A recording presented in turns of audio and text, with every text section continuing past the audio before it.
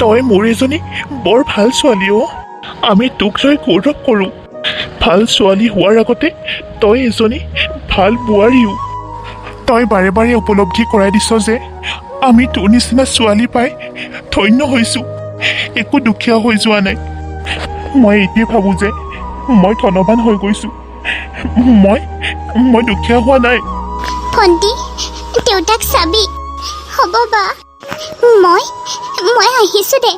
যা বা, গৈ পাই ফোন এটা কৰিবি। হ'ব দে। দেউতা, ভিনদয়ে এনেকে এৰি থৈ কিয় গুচি গ'ল বাৰু বাক?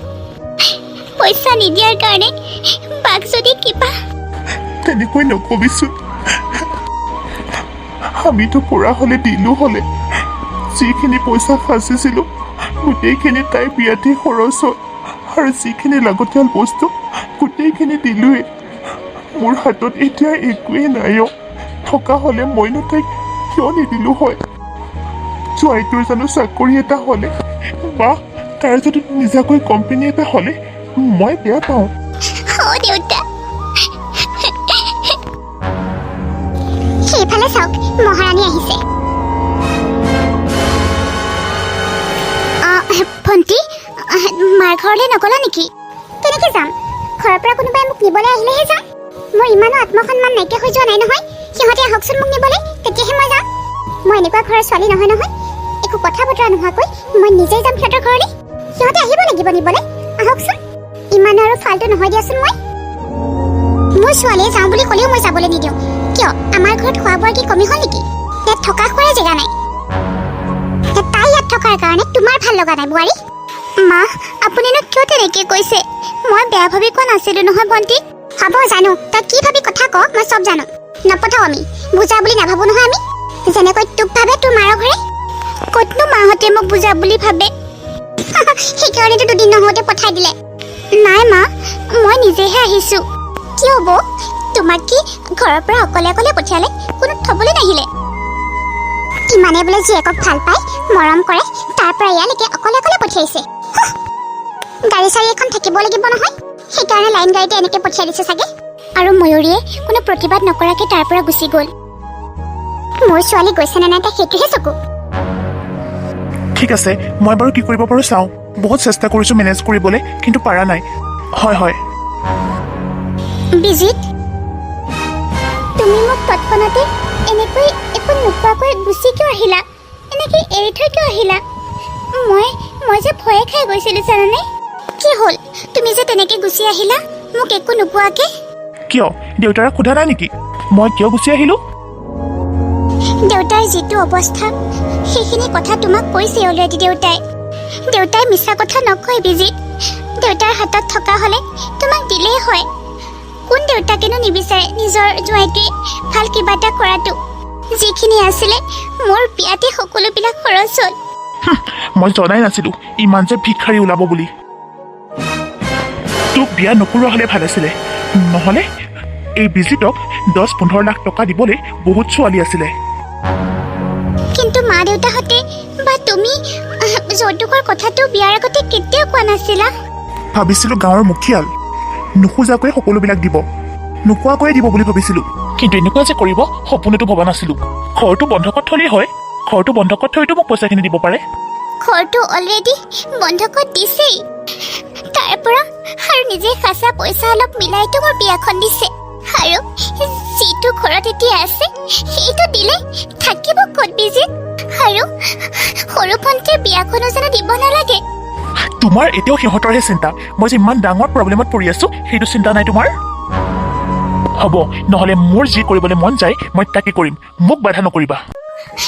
প্লিজ, টকাৰ কাৰণে তুমি যিকোনো সিদ্ধান্ত নল'বা, নহ'লে সকলোবিলাক ভাঙি চুৰমাৰ হৈ যাব। আই ডোণ্ট কেয়াৰ। এইবিলাক পইচা চইচাৰ কথা বাদ দিওঁতো আমাৰ জীৱনটো আমি সুখেৰে চলাই নিব পাৰোঁ। বেলেগ পদ্ধতিওতো আছে। আৰু চাবা, সময় ভাল হ'লে আমাৰ সপোনবোৰো পূৰণ হ'ব। ভাল সময় নিজে নাহে, তাত নিজে আনিব লাগিব। বিজিত,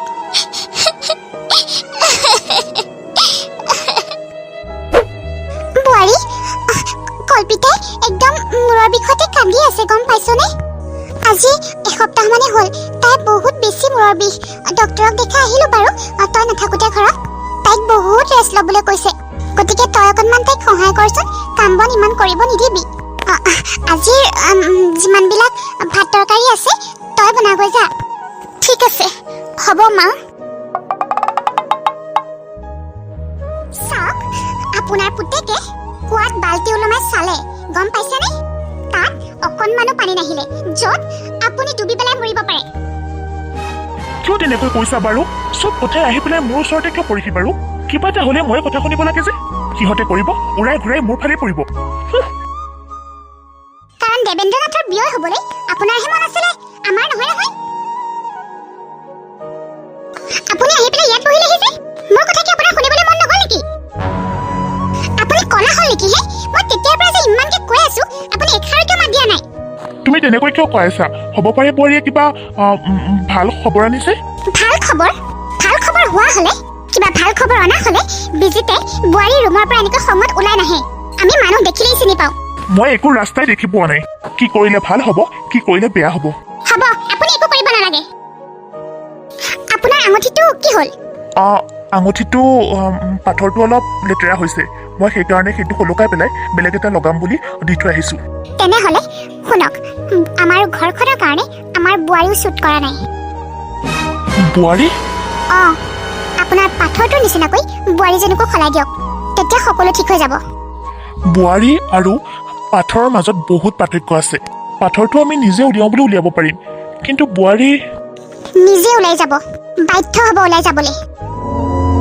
আৰে পানী টুপ টুপকে পৰিলে পাথৰো কেতিয়াবা সৰু হৈ যায় তেনেকে আমাৰ বোৱাৰীজনীটো পাথৰ নহয় তাই মাটিৰ নিচিনা প্ৰথম বৰষুণতেই তাই বিলুপ্ত হৈ যাব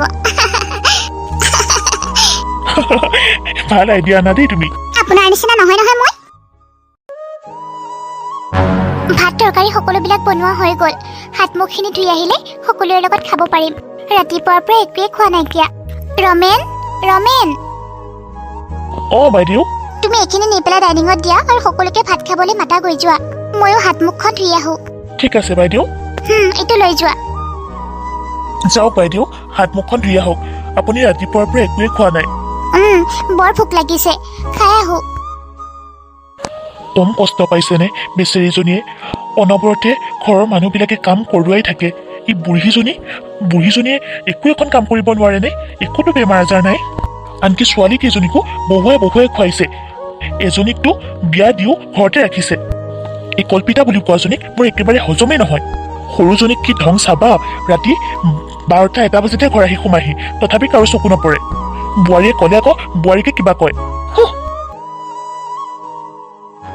বৌৱে বোলে আজি নিজ হাতেৰে বনাইছে সকলোবিলাক খাই চালি হ'ল আৰু সকলোৱে দাদা তয়ো খা আকৌ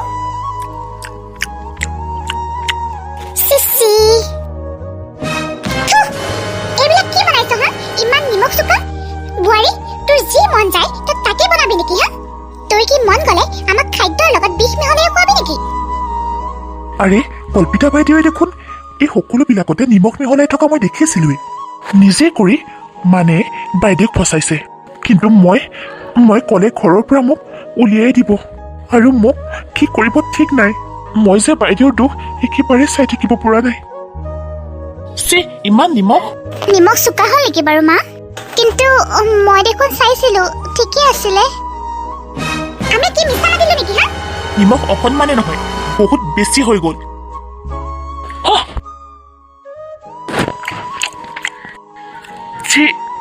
সৰু পানী দে ইছৰাম কি বনাইছে এইবোৰ এতিয়া কিয় পানী নোখোৱাকে থাকক বিনা মাকৰ ছোৱালীজনী লৈ আহিলে নহয় ইয়ালে ঠিকেই মা বৰ মাক থকা হ'লে খোৱা বোৱাৰ কেনেকৈ কি কৰিব লাগে কেনেকৈ বনাব লাগে সকলোবিলাক শিকালেহেঁতেন মাক নাই যে সেইকাৰণে একো নাজানে সকলোবিলাক আপোনাৰ কাৰণে হৈছে এতিয়া ভুগক আৰু আমাকো ভুগাওক আপোনাৰ কাৰণে আমি এতিয়া ভুগিব লাগিব মাক নোহোৱা ছোৱালীজনী লৈ আহিছে বোৱাৰী কৰি মই এইটো বুজি নাপাওঁ যে সকলোবিলাক কথাই আহি শেষত মোৰ ফালে কিয় পৰে কিবা এটা হ'লে খালি তোমালোকে মোকেই ধৰা যে মা যদি বেয়া হ'ল তেতিয়াহ'লে বাৰু আকৌ বনাই দিম দিয়ক নালাগে আই গোসানী মই নিজেই বনাই ল'ম তই যিবিলাক লেতেৰা বাচন বৰ্তন আছে ঘৰত সকলোবিলাক মাছ গৈ যা মাজিবলৈহে কৈছো, কিন্তু ভাঙিবলৈ কোৱা নাই।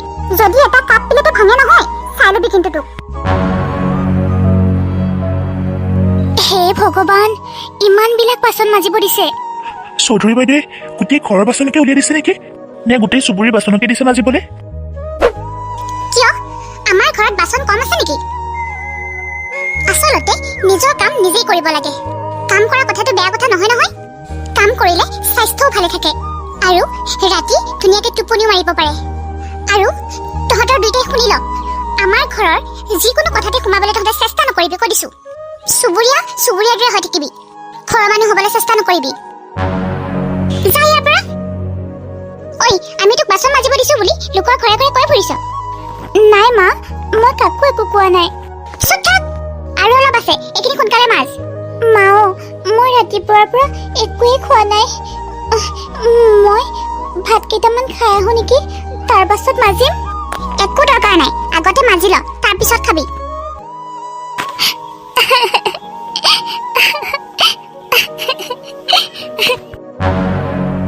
কালি যে বনাইছিলো তৰকাৰীখিনি, সেইখিনি লৈ আছোন যা। অ' মা, সেইখিনি পাৰিলে নাখাবা। কিয়?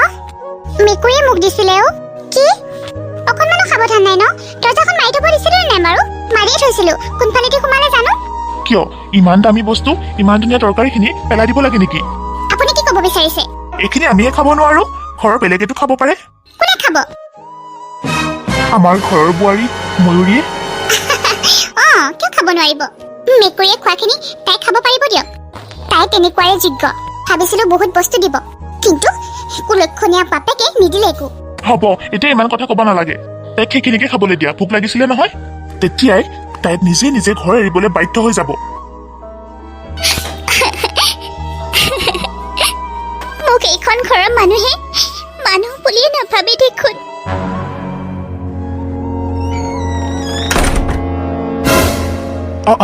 কোন কোন? ক'ত কোন? দৰ্জাখন কোনোবাই খুলিছে।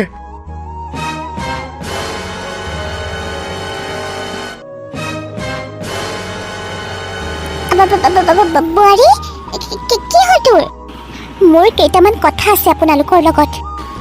কি কথা? মই জানো যে মই যিমানেই অত্যাচাৰ সহ্য কৰি যাম, মোৰ লগত সিমানেই অত্যাচাৰ বেছিকৈ কৰা হ'ব বুলি। তাৰ পিছতো মই আপোনালোকৰ সকলোবিলাক অত্যাচাৰেই সহ্য কৰি যাম। যদি আপোনালোকে ভাবে যে আপোনালোকৰ এই অত্যাচাৰৰ কাৰণে, আপোনালোকে কৰা অত্যাচাৰৰ ফলত মই এই ঘৰখন এৰি গুচি যাম বুলি, তেতিয়াহ'লে আপোনালোকে ভুল ভাবিছে। এটা কথা মনত ৰাখিব, মই এইখন ঘৰৰ কোনো সজাই থোৱা বস্তু নহয় যে মন গ'লেই বাহিৰত কোনোবাই উলিয়াই পেলাব পাৰে। মই এইখন ঘৰৰ দেৱাল বা চটো নহয় যি ভাঙি পেলাই নতুনকৈ বনাব পাৰে। মইতো এইখন ঘৰৰ বোৱাৰী। ৰাম ৰাম, এইজনী মুখখন দেখোন আজিহে দেখিছো। একেবাৰে লাওপাত কচুপাত। চব আপোনাৰ কাৰণে হৈছে এইবিলাক, গম পাইছেনে? মই এইটো কথা বুজি নাপাওঁ, সকলোবিলাক কথা হ'লে মোকে ধৰা কিয় তোমালোকে? চবতকৈ আগতে আপুনিয়ে গৈছিলে নহয় তাইক চাবলৈ, তাৰ পাছত আহিবলৈ কৈছিলে সাক্ষাৎ সৰস্বতী। ৰাম ৰাম, এতিয়া যি ৰূপ দেখিলো, সাক্ষাৎ একেবাৰে দুৰ্গা দেৱীৰ ৰূপ। ইমান কাম কৰিব এলাহ কৰে এইজনী। সেইটো হয়, পিছে মা, তুমি মোক বেছিয়ে বাচন দিলা নেকি ধুবলৈ? এইখিনিহে দেখিছ, মইতো আৰু দিম বুলি ভাবিছিলো, যাতে গোটেই ৰাতি মাজিয়ে থাকে। মাজি মাজি তাই যাতে হাতৰ ছাল ছিঙি যায়, মই সেইটোৱে বিচাৰো। এনেও পিজিত আজি বোলে ঘৰলৈ নাহে। কিয় নাহে দাদা? বেংকৰ মেনেজাৰক লগ পাবলৈ গৈছে। এইজনীৰ কাৰণেতো গোটেইবিলাক বেয়া হৈছে। তাই যদি টকাখিনি আনি দিলেহেঁতেন আমাৰতো ইমান কষ্ট নহয়, সিটো ইমান ঘূৰি ফুৰিব লগা নহয়। মেনেজাৰক অকণমান পতাই লৈ অকণমান কিবা কিবি খুৱাব আৰু।